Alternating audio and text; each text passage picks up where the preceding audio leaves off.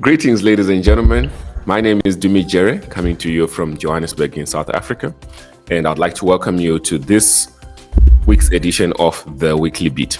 With me, as usual, my beautiful sister, Maggie Omutesi, coming to us from Dakar in Senegal. Maggie, how are you doing? I am doing fantastic, Dumi. It's the half of the year. We already done 6 months. For me, this is always exciting because it feels like, it's always unbelievable how the months just go by. Yeah. So it's about going back to those goals to check what we've ticked on and, what we have to work on. So it's pretty amazing. And it's getting a bit hot in Dakar. So it's the summer. Nice. But not the British summer, we're not burning, but it's the summer. Yeah, I guess it's just a friendly reminder that climate change is very, very real and we need to take it seriously as well, eh? That is actually one realization that people really need to think about, because this is not something that has been happening in the past couple of years, and everyone is complaining, the heat wave, and then the fire broke down because of the heat wave, and I'm just thinking, wait. We really need to prepare for this. I read somewhere that the tarmac yes, I also read about that. Melted because of the heat wave. And I'm just thinking, okay, this is now way out of the line. Yeah. Well, I guess it's something that's been spoken of, that guys, this is inevitable. It's coming. Let's do this. Let's take these initiatives. And I don't know, I guess some other nations were not really taking it seriously, particularly those other nations. We shall not name them.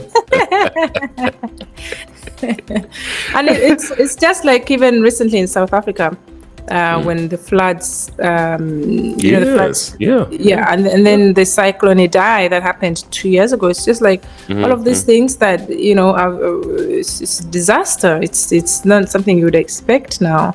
And again, it always comes back to: are we really planning in advance and mitigating what the impact could be of some of this? Because if you're telling me the tarmac is melting, the impact is going to be massive, for sure. So are we planning for the future? And we really need to get serious about climate change. I agree with you.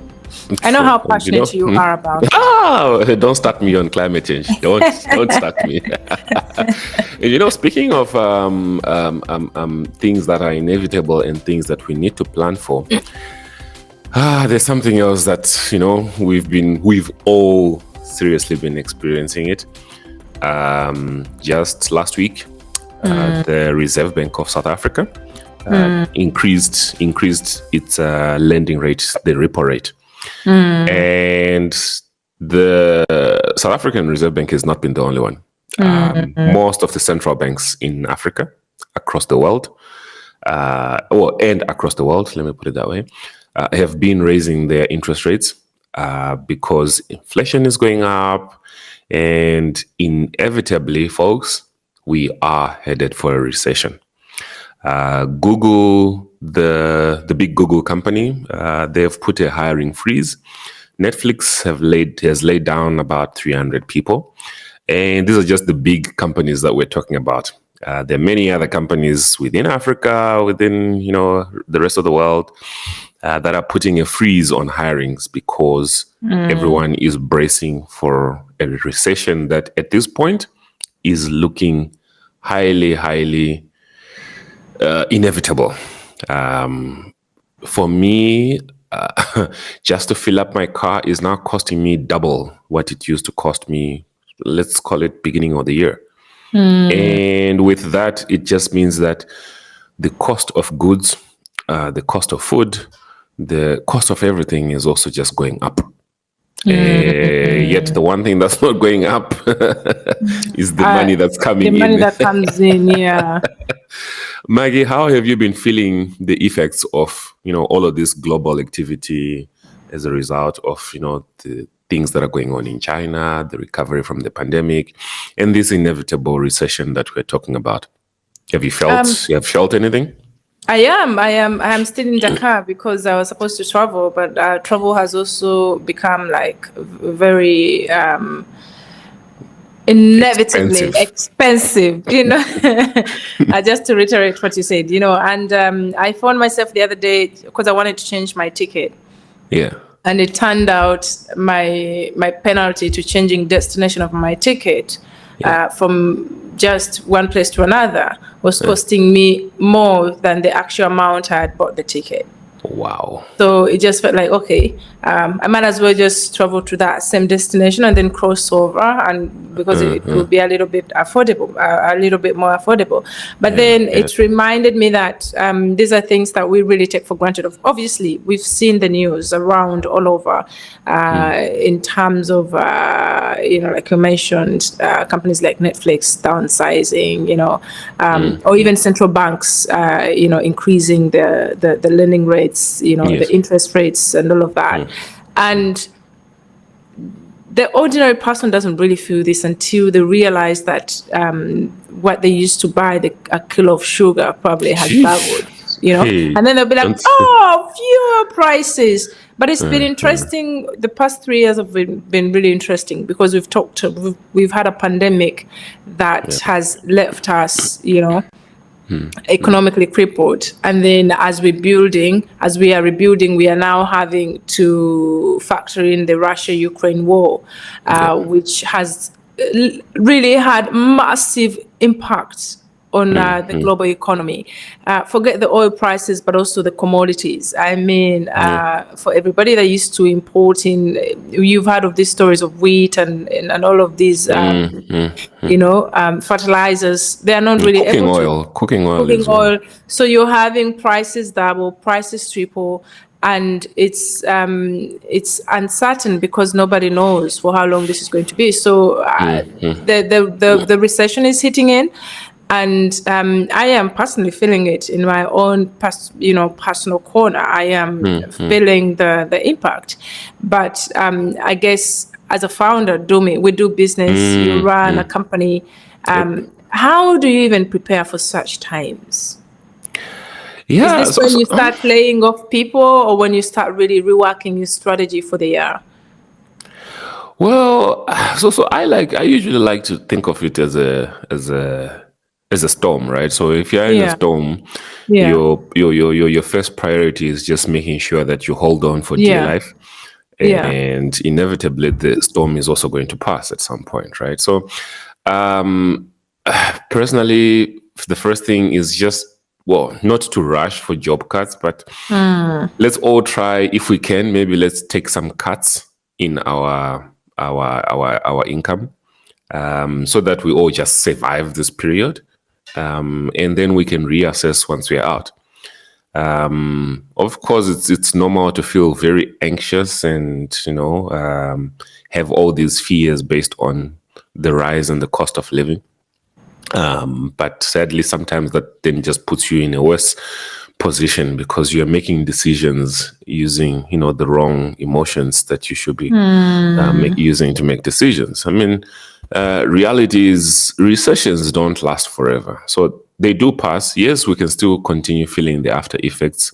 But once it passes, then we can then start, you know, readjusting things and seeing how best we can recover. It's just that in this particular instance, things are probably more trickier because we were trying to recover from the COVID pandemic. Absolutely. And then Russia goes and decides to do whatever it is that they're doing.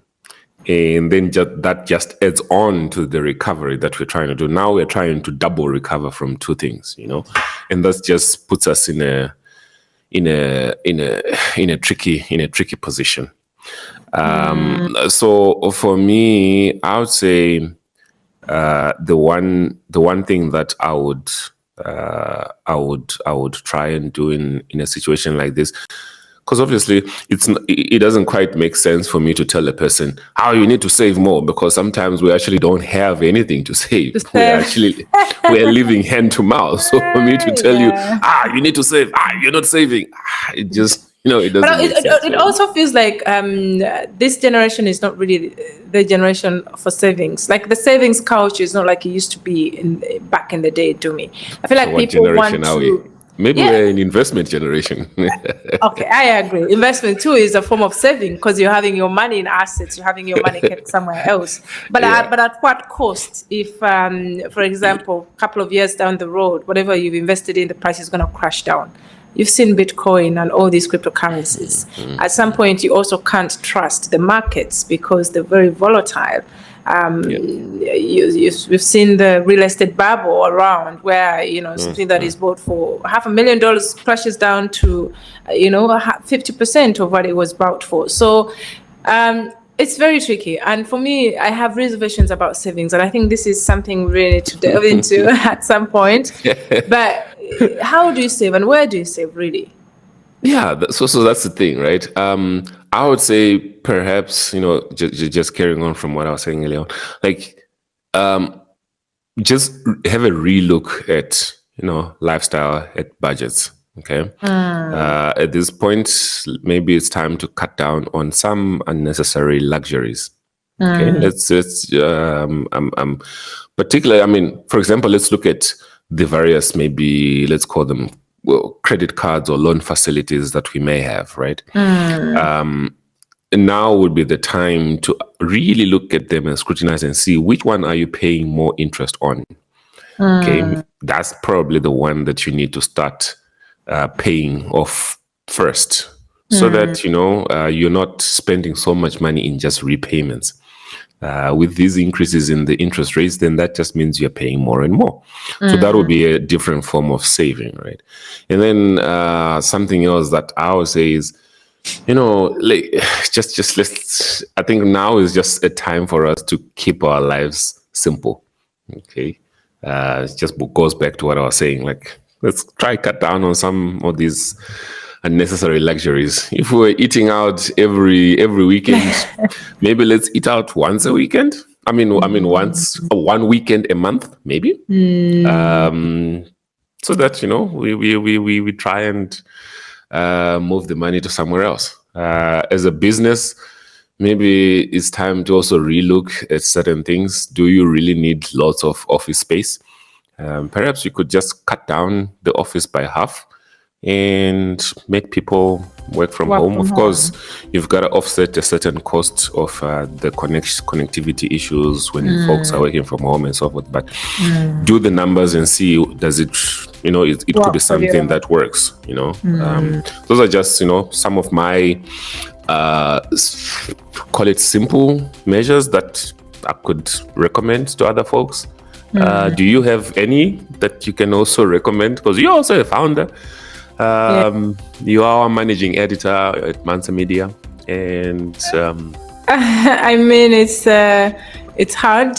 I have learned, like you said, to live in my means. I don't know if that's a good thing, because it's a very good thing.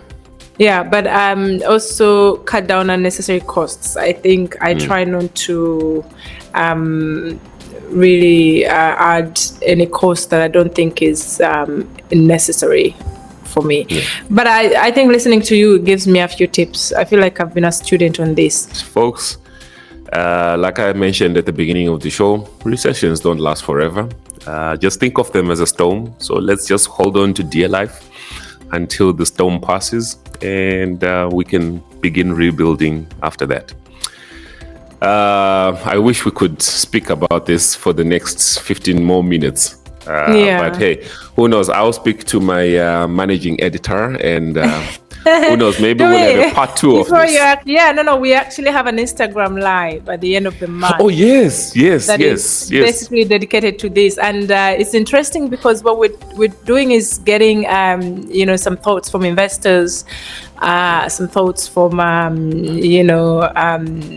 business owners, and also this generation of the millennials. Yes, probably as we Yes, yes, yes. Yeah, just to have an idea. And the Instagram live is basically 1 hour. So I hope you can join in on the Mansa Media Instagram page, Mansa Media _Africa. And then we can have a long conversation. And then we'll be bringing in people live to hear their thoughts.